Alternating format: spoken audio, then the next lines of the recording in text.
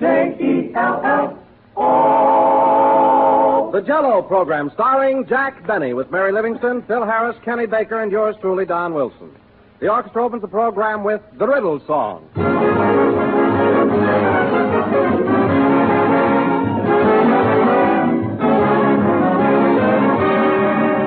Well, it seems that nowadays boys and girls know what's good for them and like it. For Young America magazine recently made a youth survey all over the country, and one of the questions they asked the youngsters was, name your favorite dessert. Yes, you've guessed it. Jell-O is a leading favorite with the children, a dessert they go for in a great big way. And you know that shows that they have mighty good taste, for Jell-O is a grand dessert for youngsters. It's wholesome, it's pure, it's delicious. And Jell-O looks so exciting and tastes so good. Those 6 bright colors give a gay party air to the plainest meal, and every youngster loves that. And those 6 delicious flavors are full of extra rich fruit goodness that makes every Jell-O dessert a surefire hit with the whole family. Just be sure to get genuine Jell-O when you buy. Look for those big red letters on the box. They spell Jell-O, and Jell-O spells a treat.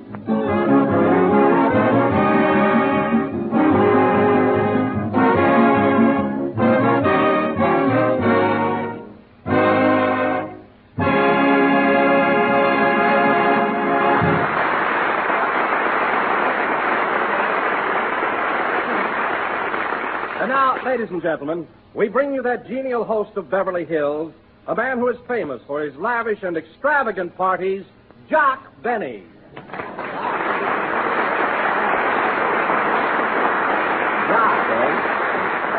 Well, thank you. Hello again. This is Jack Benny, the Elsa Maxwell of Southern California, talking. And thanks, Don. I imagine you were referring to that blowout I gave for the gang last Sunday night. I certainly was. We had a lot of fun that night. What a spread I put on. Did you enjoy yourself, Don? Oh, we sure did, Jack. We all had a marvelous time. Hey, Phil, wasn't that a great party? Boy, that was a party with a capital P-U.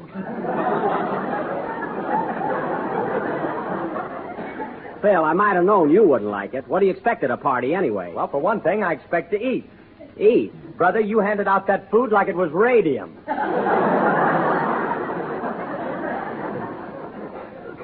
Now, wait a minute, Phil. There might have been a slight delay, but you finally got a meal, didn't you? Yeah, hot dogs and root beer. I went to bed that night and dreamt that Dracula and Frankenstein were shooting pool. Shooting pool? My goodness. Not only that, I was the 8 ball. Well, hit me on the head and sink my bridge work.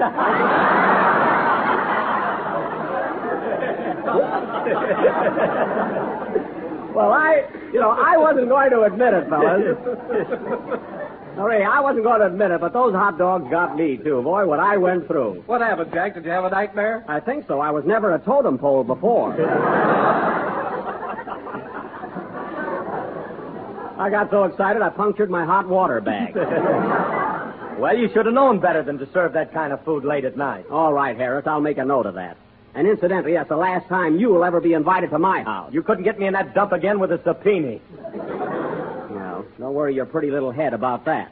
You're just jealous because I made such a hit with that girl you brought to the party. You mean Barbara? Yes, Barbara. You didn't get any closer to her than War Admiral did to Seabiscuit. Oh, yeah? Well, when she went out the door, I was only 2 lengths behind her and moving up fast. So don't give me that. Oh, hello, Mary. Hello, fellas. What are you talking about? Oh, Wilson was just telling me what a marvelous time he had at my party last Sunday night. John? Yeah. Oh, that guy has a good time just lacing his shoes. Well, he hasn't seen him in 10 years.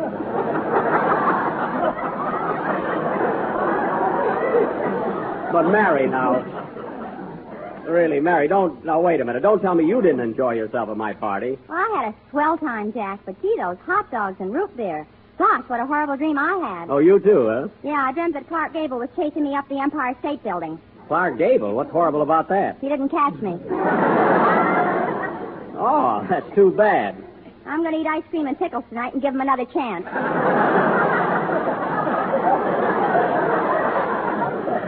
That's right, Mary. Never say die. But I'm sorry the food I served at my party upset you. That's really a shame. There ought to be a law against you entertaining. Oh, there should, eh? You see, Mary, Phil is burnt up because his girl Barbara was hanging around me all the time. Did you notice the way she kept looking at me all evening? Yeah, Phil told her you had a glass eye. Oh, so that's why she asked me to cry. I didn't know. Well, just the same, before the party was over, she got to like me, and that's why Phil is so mad. I'm not mad. I just think that affair you had was a washout, that's all. Is that so? You know, Mary, Phil doesn't think a party's a success unless all the guests go home in a patrol wagon. Now, wait a minute, Jack. I've met some of the finest people in the world in patrol wagons. Yeah, I can imagine. That's where you signed me up, remember? Well, I was there by accident. I thought it was a sightseeing bus. A sightseeing bus? Then why did you have your lawyer with you? Because he's never seen Chinatown and shut up.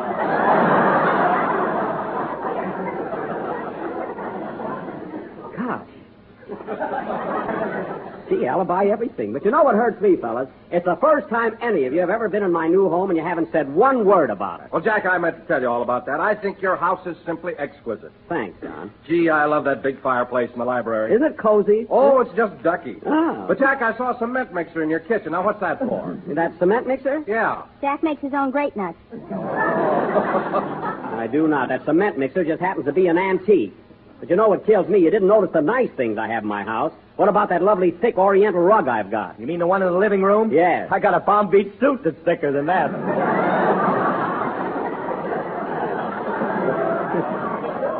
Oh, you have, Mr. Smarty. Well, I like the rug, and it's plenty thick. Go on. I saw a bug in it with an overcoat on. All right, keep it up, Mary. How anybody can run down my rugs and wear hats like you do is beyond me. The one you got on now looks like a bird's eye view of Lake Tahoe.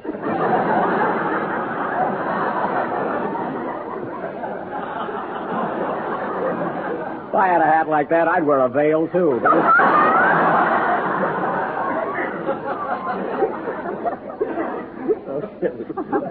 No kidding.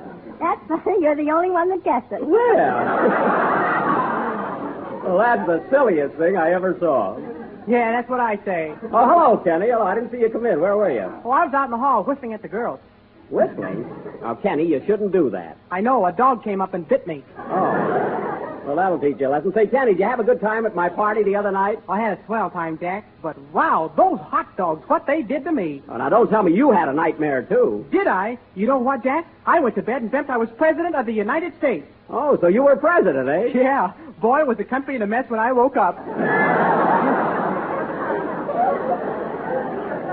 Well, I can imagine. Well, President Baker. What a dream. Who was vice president? Maxie Rosenblum.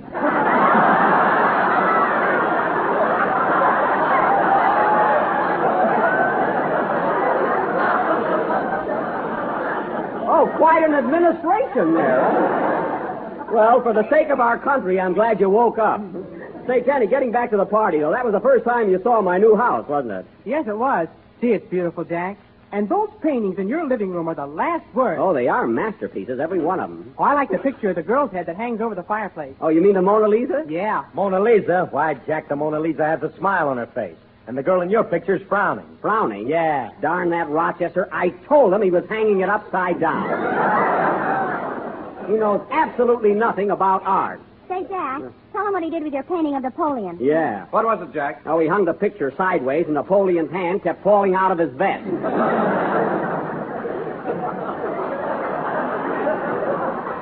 Well, I'll have things straightened out pretty soon. Hey, Teddy, it's about time for your song. What's it going to be tonight? I'm going to sing If I Loved You More, and I dedicate it to Oscar, my pet rabbit. Gee, what a thoughtful kid. Sing, Kenny. Are you listening, Bill? I mean, Oscar?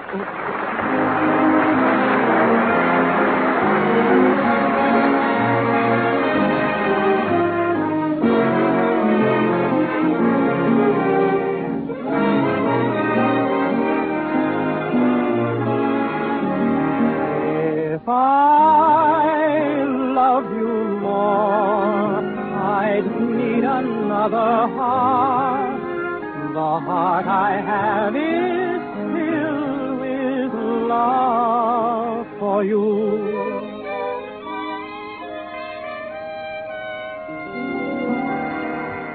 I can't begin to tell you how much I care for you. Words are all in vain. Oh, how can I explain? If I loved you more, I'd need another another heart.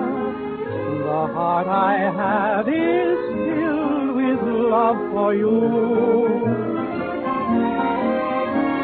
If I loved you more, I'd need a longer day, a day that lasted weeks might do.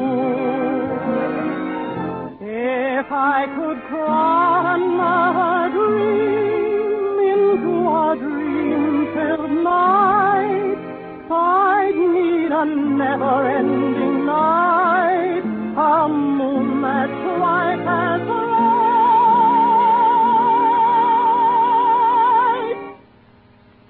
If I love you more, this great big world would be so much too small for me. If I love you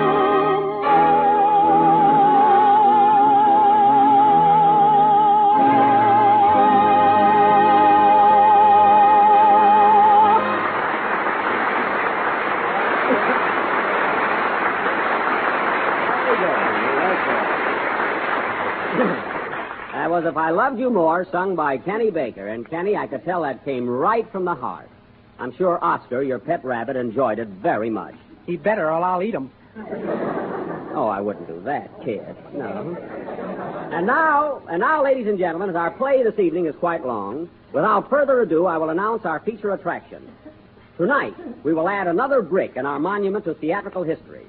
We are going to present our version of MGM's sensational story of pugilistic triumph and nerve-tingling suspense, The Crowd Roars.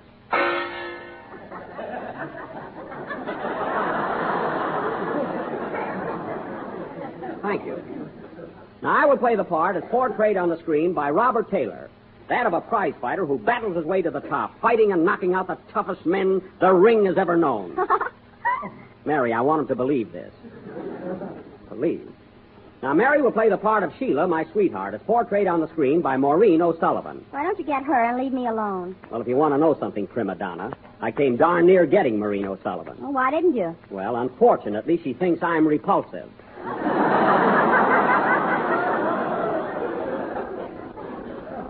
Now, let's see. Oh, yeah, Don Wilson will be the fight announcer, and Phil, Phil, you're going to be in the play, too. Well, that's better than listening to it.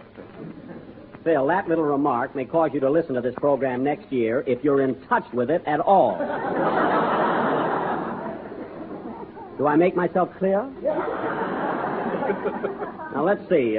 Phil is going to be my manager. Don is the fight announcer. Okay, Jack, I think it would be much better if I were your trainer instead of your fight announcer. You want to be my trainer, Don? Yes. Why, said he, little knowing what was lurking in the shadows ahead.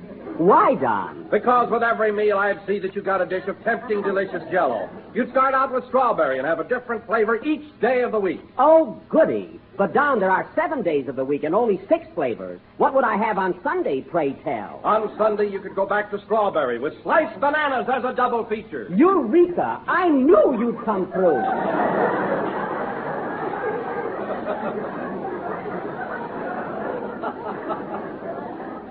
Now, let me see. Where was I before I fell into this trap? Oh, yes. Now, this play of the Fistic Arena will go on immediately after the next number. Go ahead, Phil. Hold it a minute. Come in. Mr. Benny? Yes? I wish you wouldn't be a prize fighter. Why not? Look what happened to me.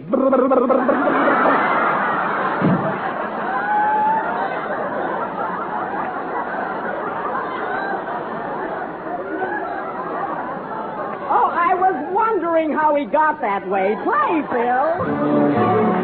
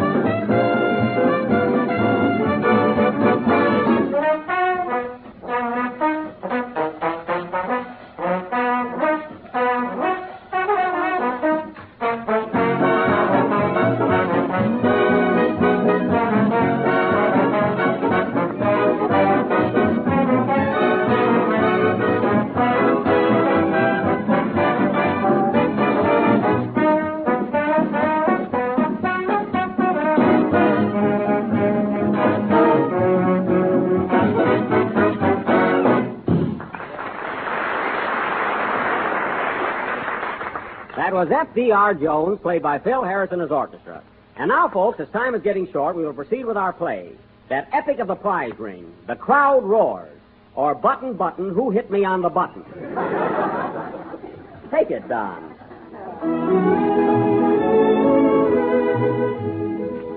The scene is the home of the Bennies in the thriving little town of Waukegan, Illinois, many years ago. As the curtain rises, we find Master Benny, a child of 6, busy in the library. Curtain.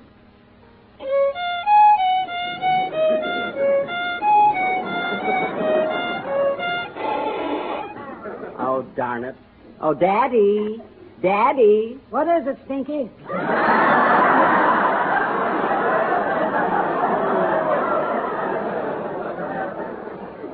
Daddy, can I go out with the other kids? Not until you finish your lesson. Say, what's that tune you was playing? Schubert's Unfinished Symphony, and I'm not surprised. Neither am I. Say, Daddy, why do I have to keep practicing? I don't want to be a violinist. I want to be a prize fighter. Prize fighter? Why, son, you couldn't lick a popsicle. I could, too. Now, get going to your lessons. I don't want to hear another word out of you. Oh, all right. Hey, wait till I get out of here.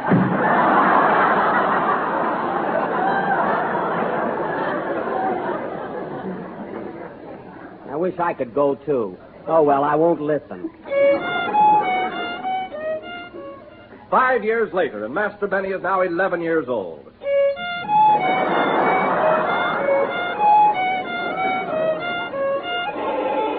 Oh, there I go again.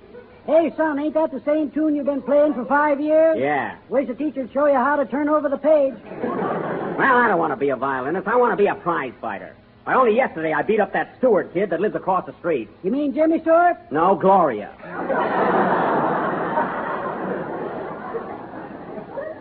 She won't forget me in a hurry. Well, stop bragging and go on with your lessons. Okay, but one of these days I'm going to be the champion of the world, Dad, and you'll be proud of me. I'd be proud of it if you knew how to eat with a fork. I'll show him. Wait and see. 10 years later. 15 years later. I give up. Well, I could do better, but I'm playing with boxing gloves on. Anyway, I'm through with this. I'm going to New York and make a name for myself. I'm a champion, and the world's going to know about it. So long, Dad. I'm packing up. Don't forget your toupee. I got it on my chest. I'm a He-Man now. So long, Pop. Good luck, son.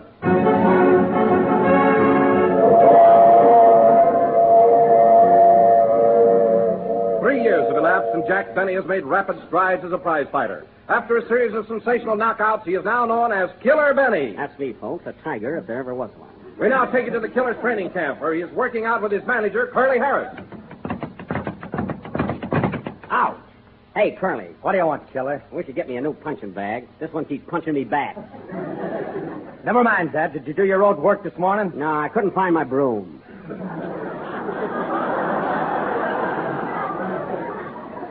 Now, look, Curly. When is my next bout? I haven't had a fight in 2 days. I'm working on it, Killer. I got a guy in mind for you, but he ain't out of the hospital yet. Well, prop him up. I'm raring to go. I'll get you a fight pretty soon, but I'm warning you, Killer. You better start saving your dough. Why, you throw away your money like Diamond Jim Brady. I don't throw away my money. I know that, but this happens to be the play.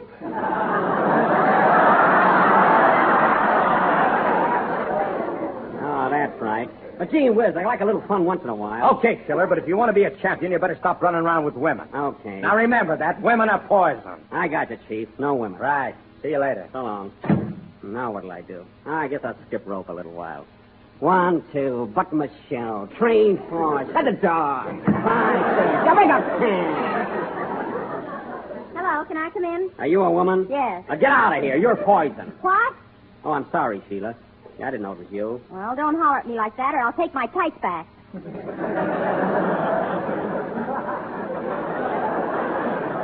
Well, I said I was sorry. I'm nervous, Sheila. I want to fight. Well, how are you shaping up, Killer? Fine. Look at these arms. They're like steel. Yeah, what are those bumps on them? Rivet. You're looking at the next champ, Sheila. Get these muscles. Look at his physique. I've seen better physiques on parsnips. Gee, don't you love me anymore, Sheila? Sure Sure, I love you, Killer, but you're getting slap happy from all this fighting. Nah. Walking around on your heels. On my heels? Yeah, you look like Corrigan doing a toe dance. Well, don't worry, Sheila. If it'll make you any happier, my next fight will be my last. Who's that? That's Harris, my manager. I don't want him to see you. I'm in strict training. Well, what'll I do? Here, hide behind the beer barrel. Okay. Hey, Killer, have I got news for you? What is it, Coily? At last your big chance has come. I just arranged the match between you and the champion of California. The champion of California? Who's that? Kenny Baker, the Glendale assassin. Oh, Kid Baker, eh? Say, I heard about him. He's plenty tough. When am I fighting Baker? As soon as we can catch him. Oh. Now, listen, Chief, why don't you get me a real fighter like Joe Louis? I'm dying to meet him. You're fighting him next. That's the stuff. What? Oh, well, you can't take it with you. But don't worry, Chief, because you're looking at the next champ right now. That's the spirit. So long, Killer. So long. Goodbye, Sheila. Goodbye. Well, it certainly fooled him up to the last line. Oh, Killer, you're not really going through with this, are you? Sure I am, Sheila. Darling, you don't know what you're doing. Why, Kid Baker's dynamite. He'll cut you to ribbons. He'll mangle you. Who, me? He may be tough, Sheila, but I'll make enough dough out of this fight to retire. And when we do, you're going to be Mrs. Killer Benny. 2 months later, the scene is Madison Square Garden in New York City. The place is jammed with people, and the main event is about to begin. Ladies and gentlemen, this is the main event. In this corner, in black tights, we have the champion, Kid Baker, the Glendale assassin. And in this corner, in cerise stripes, we have the challenger, Killer Benny, the Waukegan Wildcat. Hooray! Thanks, Sheila. Their weight, Killer Benny, 186 pounds. Kid Baker, 93 and a quarter. Gosh, Correction, 93 and a half. a lot of good that's going to do me. How do you feel, Killer? Okay, where's my glasses? I can't see a thing without them. Here they are. Thanks. Good evening, folks. This is Sam Wilson talking from the ringside of Madison Square Garden.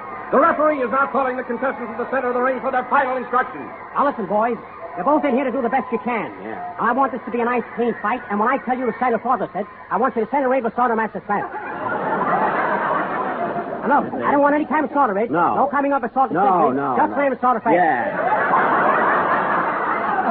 You understand? What? You understand? No. I do. Good. Now go to your quarters, boys, and when the bell rings, come out there and set your wanted. Okay.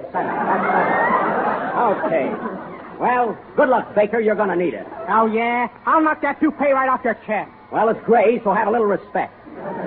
Now, remember one thing, Baker. You're talking to the Waukegan Wildcat. Oh, I am, eh? Well, you're talking to the Glendale Narcissus. That's assassin. Yeah. All right, boys. Go to your corners. There's the bell, folks, and the fight is on. The boys meet in the center of the ring. Hello, Kenny. Hello, Jack. Benny leads with the right to the chin, and Baker counters with the left to the jaw. Out. Pardon my glove. Benny takes it with a smile. He tries an uppercut, but misses. Baker comes back with an undercut, which falls short. Benny comes back with a New York cut, which Baker snaps at. What a fight, folks! What a fight! Come on, Killer, knock him cold. What's the matter with you? Sheila, stop talking to me. Sheila stops talking, and Benny rushes Baker. Baker comes back with a right to the chin.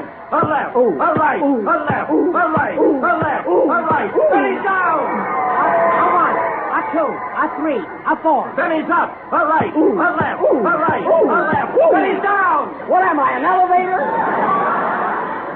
A one, a two, a three, a four, a tunjan, a tatsak, a riljan, a bundan, a patat, and 10. Benny's out, and Kid Baker is still champion!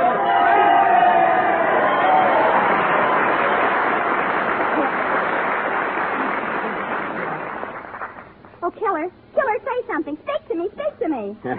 I sure gave it to that Benny, didn't I? You're Benny. Oh, for heaven's sake. 2 years later, Killer Benny has retired from the ring, married his sweetheart Sheila, and settled down on a little farm in the country. Let's drop in on them. Oh, Killer. What is it, honey? Call the hogs, will you? Okay.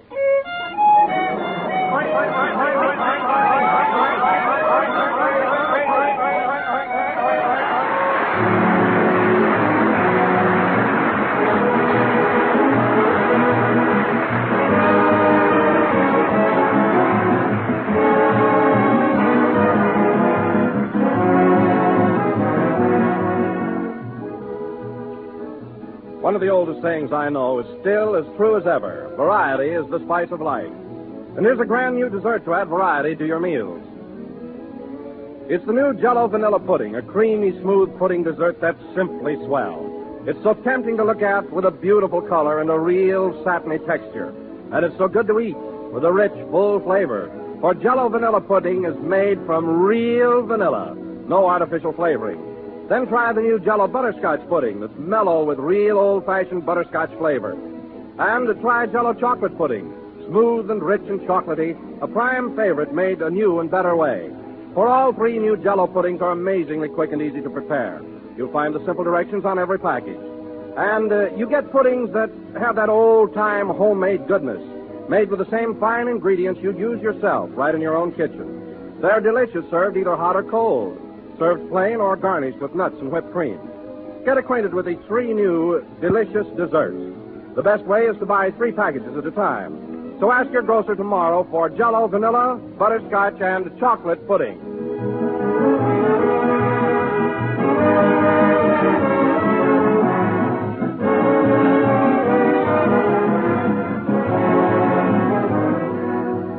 This is the last number of the 6th program in the new Jell-O series, and we'll be with you again next Sunday night at the same time.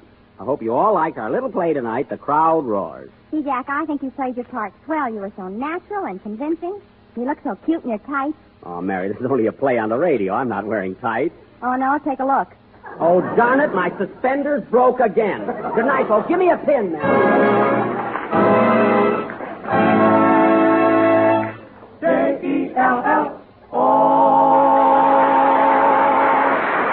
The tune F.C.R. Jones is from Sing Out the News. Kenny Baker appears on the Jell-O program through courtesy of Mervyn LeRoy Productions.